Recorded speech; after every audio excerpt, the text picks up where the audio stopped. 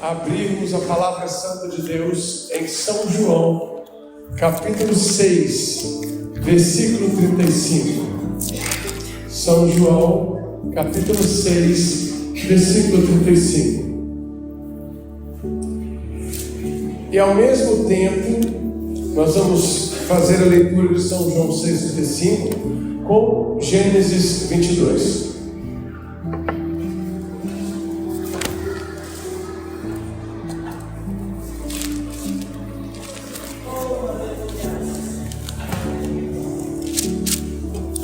Em João 6,35, diz assim: Disse-lhe Jesus: Eu sou o pão da vida. Aquele que vem a mim não terá fome, e aquele que crê em mim nunca terá sede. Eu sou o pão da vida. Em Gênesis 22, diz assim: Aconteceu depois destas coisas que provou Deus a Abraão e disse-lhe: Abraão, e ele disse: Eis-me aqui. Toma agora teu filho, teu único filho Isaque, a quem amas, vai-te à terra de Moriá e oferece-o ali em holocausto sobre uma das montanhas que eu te direi. Então se levantou Abraão pela manhã de madrugada, abardou o seu jumento, tomou consigo 2 dos seus moços, Isaque seu filho, fendeu a lenha para o holocausto, levantou-se e foi ao lugar que Deus lhe dissera. E ao terceiro dia levantou Abraão seus olhos e viu o lugar de longe. E disse Abraão aos moços: Ficai-vos aqui com o jumento, eu e o moço iremos até ali, e havendo adorado, tornaremos a nós. Pai amado, põe em cada coração a tua palavra transformadora, avivadora, a palavra que promove o crescimento espiritual característico da nova vida em Cristo. A vida nova, a mente nova, o coração novo, a fé viva, a fé nova, a fé de Deus, a fé cujos atos de fé mostram a presença do Senhor. Disseste deles a tua glória, dai-nos a tua glória, meu Senhor, para que possamos ser verdadeiramente transformados em moradas do Senhor, moradas agradáveis aos teus olhos, frutos de justiça e salvação. Onde apontou o pecado, Senhor, faça superabundar a graça agora, em nome de Jesus. Amém. Nessa noite de Santa Ceia,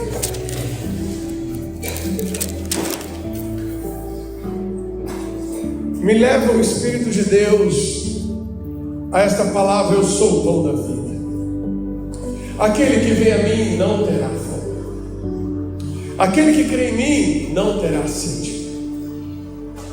Aleluia.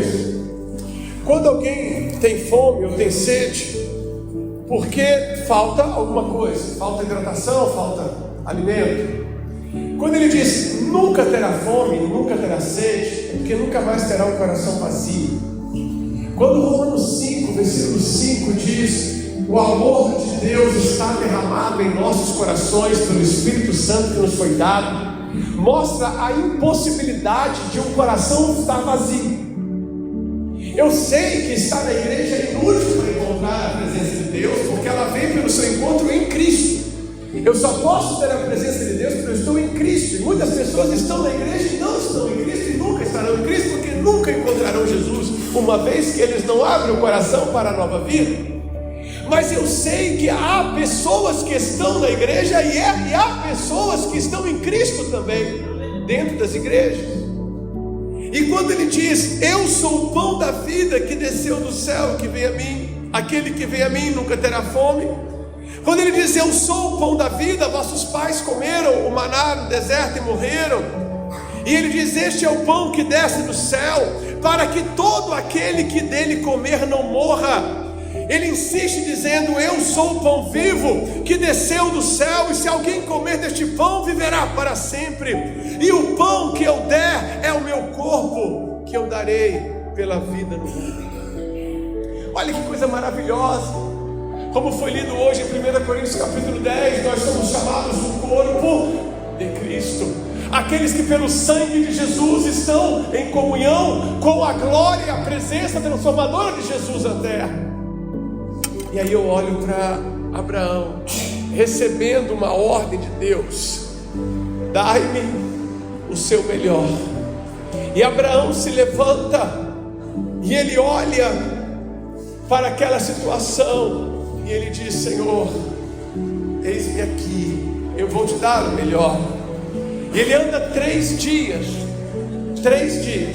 com seus ajudantes, com seu filho. E quando ele vê o monte, ele não escolheu o monte, ele apenas cumpriu o propósito de Deus, porque o Senhor disse: tu levarás o teu melhor no lugar que eu te mostrarei. Então Abraão não escolheu nem a oferta, nem o lugar da oferta.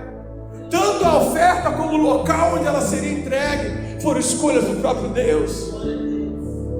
E ali Abraão, ele olha para o lugar da oferta e ele diz para todos que estão com ele: eu e meu filho iremos e nós voltaremos, porque Abraão sabia que haveria um socorro de Deus em algum lugar.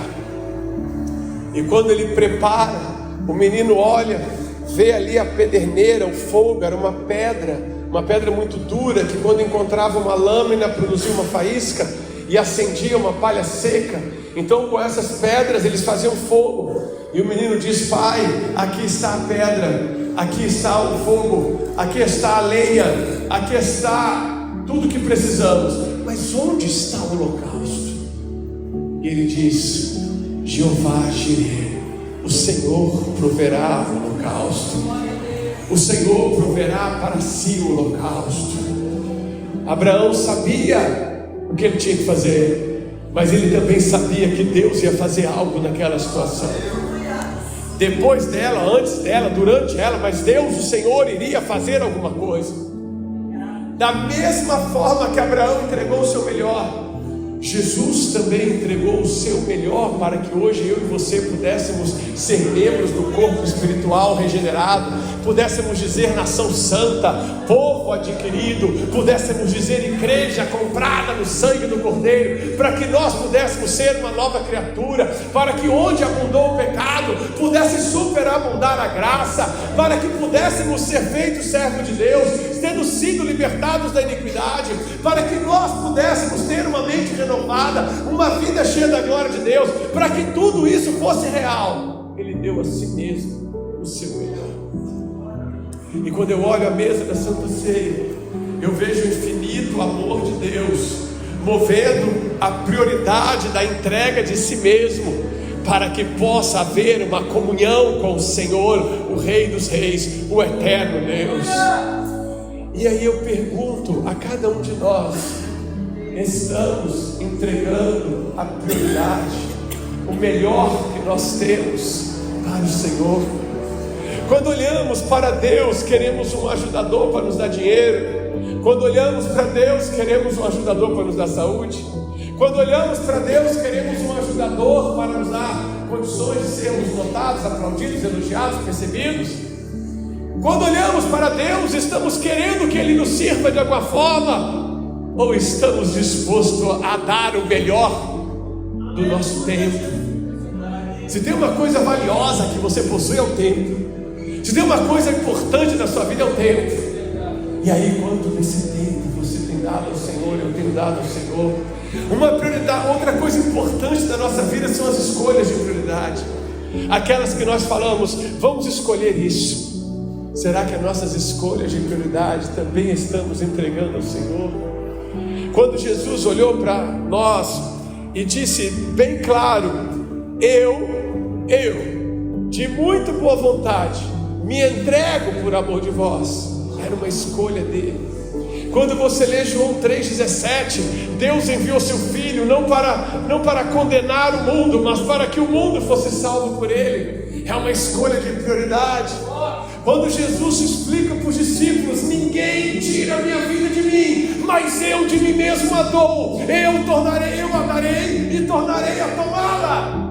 Quando Jesus olha em João 10,18 e diz: não vos deixarei órfãos, eu voltarei para vós. É uma entrega. Na noite da Santa Ceia, Ele pega o pão e diz: este pão é a minha vida que eu dou pelo mundo.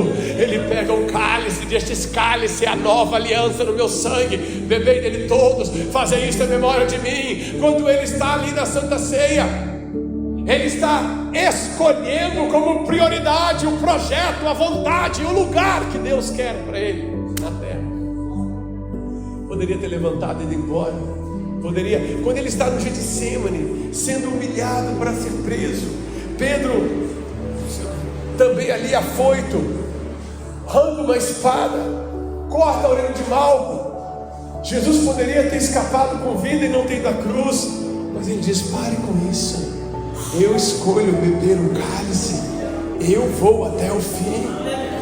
Quando ele está na cruz, brada dizendo: Pai, nas tuas mãos entrego o meu espírito, e ele grita: está consumado.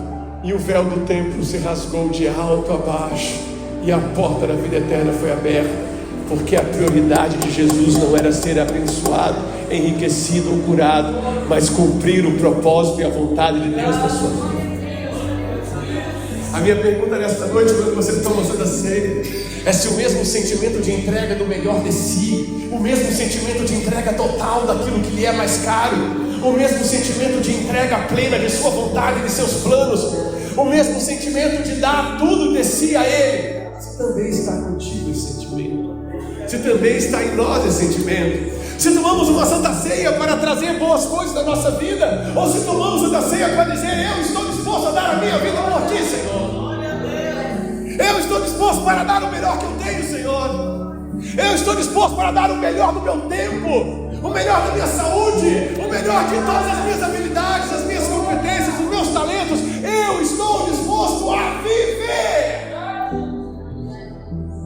Talvez os irmãos já perceberam, os judeus gostam de usar um kippah, é um chapéu. As mulheres muçulmanas gostam de usar um véu, mulheres judias também usam véu. A utilização do véu, do kippah, é para que as pessoas possam reconhecer a soberania de Deus. É isso que significa. E muitas pessoas usam o kippah na sinagoga ou na mesquita islâmica, usam o véu na igreja. Algumas mulheres cristãs também usam véu. Muito bem, outros já dizem: não, eu vou usar o meu kippah o dia todo. Aquele médico judeu que salvou a vida daquele refém muçulmano, que foi retirado das mãos dos terroristas do Hamas agora, essa semana, ele estava com kippah durante o dia. Sabe por que os judeus usam o kippah durante o dia? E olha que os judeus não têm a presença de Deus na vida deles como os cristãos, porque eles não creem em Jesus Cristo para receber o Espírito de Jesus Cristo ressuscitado, o Espírito Santo. Por isso que chama o Espírito Santo, Espírito do Santo, o Santo de Deus. E o Espírito Santo, terceira pessoa da Trindade. E aí, meus irmãos, eles usam aquele kippah para dizer assim: eu estou sob o domínio de Deus quando eu almoço, eu estou sob o domínio de Deus quando eu faço a medicina, eu estou sob o domínio de Deus quando eu dirijo, eu estou sob o domínio de Deus quando eu durmo, eu estou sob o domínio de Deus o dia inteiro. É por isso que eu uso o kippah. Uma mulher que usa o véu também está dizendo a mesma coisa. Uma mulher que deixa seus cabelos crescidos e os tem como véu é a mesma coisa. E eu olho para você e digo de todo o coração: eu quero entregar a minha vida para o Senhor durante o dia inteiro. Aí você imagina você num joguinho online com poderes de magia, praticando aquele culto a demônios, porque quando você está naquele avatar usando a magia no jogo, você está dizendo: magia e todos os poderes maléficos que envolvem as espiritualidades presentes das magias estão entrando na sua mente, no seu cérebro, no seu coração, e você está fazendo da casa de Deus uma casa de magias demoníacas.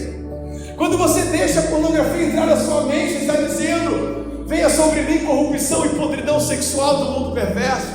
Quando você diz ao dinheiro: eu quero você sobre tudo, o que me interessa é ter você, e o que mais importa é isso, aí você conta mentira para ganhar um pouco mais, você se esforça mais para fazer alguma jogadinha e sair mais abençoado. Não, você não está abençoado, você está cada dia mais amaldiçoado pela distância entre o verdadeiro Deus e o próprio coração. E aí quando você faz as obras da carne, quando você acredita que o mais importante é o reconhecimento dos homens, os aplausos da terra, você vai se afastando da mesa, a mesa onde o cordeiro foi colocado para dar a sua vida em resgate de muitos. Mas aí eu me lembro que quantos céus estão elevados acima da terra, assim é grande a misericórdia do Senhor sobre aqueles que o temem. Eu começo a me lembrar que quando o Oriente está longe do Ocidente, assim Ele afasta de nós as nossas transgressões. Eu começo a entender que quando a palavra do Senhor diz: vigiai em todo tempo orando, para que sejais dignos de evitar essas coisas que vão acontecer e estar em pé diante do Filho do Homem. Aí eu começo a me lembrar que Deus me ama e deseja me lavar no sangue do Cordeiro. Ele me ama tanto que Apocalipse 1:5 diz: o primogênito dos mortos, aquele que nos ama e em seu sangue nos lavou dos nossos pecados. Quando Apocalipse 5:9 diz: digno é o Cordeiro de receber pela glória, honra e louvor, porque foste morto e com teu sangue compraste para Deus homens de toda tribo, língua, povo e nação. Isaac era um tipo de Jesus Cristo. O cordeiro que foi encontrado preso pelos chifres daqueles galhos era um tipo de Jesus Cristo. Jesus Cristo que entregou a sua vida por nós na cruz do Calvário, Ele entregou para cumprir o propósito de Deus. E o humilde apelo que eu te faço nesta noite é que você possa entender o propósito e escolher o propósito de Deus. Não importa a nossa idade, 15, 20, 50, 40, 90, não importa a sua idade, todos os dias nós teremos que escolher se vamos oferecer o altar no monte que a gente gosta ou no monte que o Senhor escolheu. Todos os dias nós vamos ter que escolher se vamos entregar para Deus a oferta que nós queremos ou a oferta que Ele pediu. Todos os dias nós vamos ter que escolher se o Senhor vai ser a única vontade que eu executarei ou se eu vou executar do meu jeito para ficar mais confortável para mim. Todos os dias nós vamos escolher. E eu encerro esta palavra lembrando que o Eterno bradou na hora que o pai já tinha uma faca na mão para sacrificar Isaac. O Eterno bradou, Abraão tinha esta faca, Abraão, pai de Isaac. Quando ele ouviu o anjo do Senhor dizendo: agora sei que tu me darás teu único filho. Talvez alguns se confundam e pensem: mas Deus não sabia que ele ia fazer aquilo, sendo Deus onisciente? Porque a palavra saber ali significa ato de fé. É como se ele dissesse: agora vi teus atos, agora vi que os teus atos são: não me negaste nada, não me negaste nada, me entregaste a ti mesmo, me entregaste a ti mesmo. O mundo não viu o que Deus pode fazer ainda com um homem totalmente entregue em suas mãos. Ninguém aqui neste auditório sabe o que Deus pode fazer com uma pessoa inteiramente entregue em suas mãos. Mas eu vos digo, Jesus também, lá no Getsemane, Jesus também, na mesa da ceia, Jesus também, na cruz, teve oportunidades de fugir, de não entrar, de não ir até o final, de não viver a entrega total. E em todas as oportunidades, Ele mostrou com atos de fé que o seu rastro era de obediência, que o seu rastro era de entrega total, que o seu rastro, e é por isso que mesmo ele não sendo pecado, não tendo nenhum, pode perfeitamente socorrer a todos que são tentados. É por isso que nós podemos dizer, Hebreus capítulo 7, versículo 25, é por isso que nós podemos confiar no Senhor Jesus Cristo como nosso eterno Salvador, porque Ele se fez carne por nós, e Ele se fez filho do homem, para que os filhos dos homens pudessem ser feitos filhos de Deus, porque Ele pode também salvar perfeitamente os que por Ele se chegam a Deus, vivendo sempre para interceder por eles. A salvação que Deus tem para você é uma salvação perfeita. Ele disse: conheço as minhas ovelhas, elas ouvem minha voz e me seguem, e eu lhes dou a vida eterna, nunca hão de perecer, ninguém as arrebatará da minha mão. Sim, Ele pode também salvar perfeitamente os que por Ele se chegam a Deus. E é esse sentimento que nós chamamos de entrega. É esse sentimento que me faz cristão. É esse sentimento de entrega total.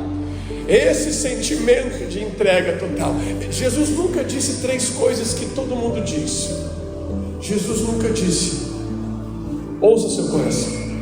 Jesus nunca disse isso. Sabe o que Ele disse? Aquele que não renunciar a si mesmo. O mundo diz: ouça seu coração, ouça sua mente. Jesus disse: renuncia a sua mente, o seu coração e siga-me. É tão poderosa essa palavra que eu comparo essa palavra a uma verdadeira bomba libertadora. Porque enquanto o mundo manda você escutar o seu coração, o Evangelho manda: não escute o seu coração, renuncia-te a ti mesmo, a ponto de que aquele que não renunciar a si mesmo e não vier após mim, não será digno de mim, disse Jesus. Por isso que Gálatas 2:20 diz: já estou crucificado com Cristo, vivo não mais eu, mas Cristo vive em mim, e a vida que agora vivo neste corpo, viverei na fé do Filho de Deus, o qual me amou e a si mesmo se entregou por mim, para a remissão dos meus pecados. Por isso que o Atos 20:24 diz: em nada tenho a minha vida por preciosa. Eu repito, nada é nada. Em nada tenho a minha vida por preciosa, contando que cumpra com alegria o ministério que recebi do Senhor Jesus. Qual ministério você recebeu do Senhor Jesus? Qual é o propósito da sua vida? Como é que você trata o seu ministério? O seu ministério é uma tarefa que você faz embolado com mais 5, sempre numa piscininha de criança, sempre vivendo raso e sempre fraco na fé? Ou o seu ministério é a razão da sua vida e por ela você entrega o seu melhor, o melhor do seu tempo, o melhor da sua saúde, o melhor de todas as suas habilidades, talentos, o melhor de sua vida? Em nada tenho a minha vida, contando que cumpra com alegria o ministério que recebi do Senhor Jesus, para dar testemunho do Evangelho da glória de Deus. E então o Cordeiro foi sacrificado, e aí alguém creu. E quando creu de todo o coração, alguém recebeu do Espírito Santo uma nova vida, um novo homem, uma nova mulher começou a ser gerado, não mais agora segundo a carne, não mais agora segundo o mundo, mas segundo as palavras da verdade que vieram do Espírito inspirador de Deus. No grego é telpneuma, que significa Deus inspira, e aí Deus começa a inspirar pensamentos, começa a inspirar sentimentos, começa a inspirar valores, começa a inspirar força. E a inspiração de Deus não te leva à carne, não te leva ao mundo. Só a inspiração de Satanás te leva ao pecado, mas a inspiração do Espírito Santo te leva à mesa do Pai, e na mesa do Pai você encontra força. E aquele que comer do pão, aquele que beber da água, aquele que também tomar deste sangue em Cristo, em memória de Cristo, ele recebe vida. Todos nós queremos a vida celestial. Receba a sua vida. Tem vida para todos. Ninguém ficará fora da vida celestial, desde que sente-se à mesa com o Pai, desde que esteja em comunhão com o Pai. Ninguém será rejeitado, desde que seu arrependimento seja sincero. Ninguém perecerá, desde que esteja ligado ao Pai. E nesta noite, o pão que desceu do céu está aqui. E através do Espírito de Jesus Cristo, nós podemos ganhar vida com abundância, força divina, poder para vencer, triunfar em Cristo Jesus. Você pode orar comigo nesta hora? Aleluias. Senhor dos exércitos, precisamos do pão da vida que traz o céu para dentro de nossos arrependidos corações. Clamamos o poder do sangue do Cordeiro para que tudo seja transformado em nós. Queremos não olhar para trás naquela vida que nos envergonhava, mas olhar para frente, perdoados e transformados nas promessas do Deus vivo. Queremos e precisamos ser a nação santa, o povo adquirido com o sangue do Cordeiro. Precisamos ser, ó meu Deus, aqueles que o Senhor habita, aqueles que o Senhor curou, não pelos méritos de ninguém, mas pela graça infinita. E aqui, ó Pai, nós desejamos esta vida e entregamos o melhor de nós, o melhor dos nossos desejos, sonhos, expectativas, esperanças, o melhor do nosso corpo, da nossa alma, do nosso espírito, o melhor de nós entregamos a Ti como o nosso Isaac. O nosso Isaac nós entregamos a Ti, em nome de Jesus. Amém.